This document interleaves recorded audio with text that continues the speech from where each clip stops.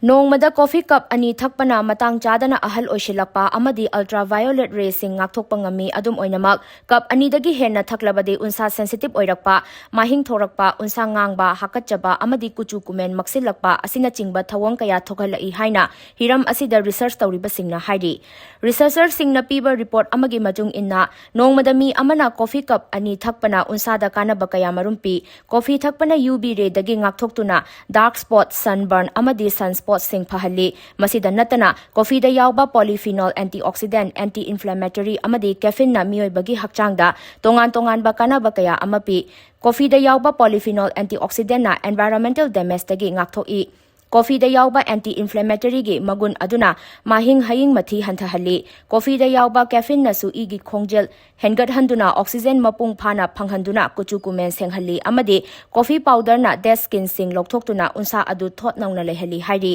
amaromda coffee ka henna thakpana unsa sensitive oiba hengat hali hakchang dagi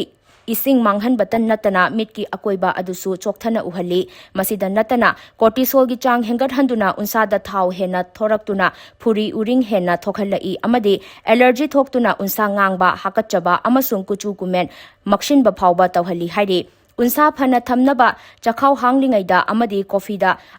athumba syrup natraga cream haptuna thakloidabani haina report asina hairi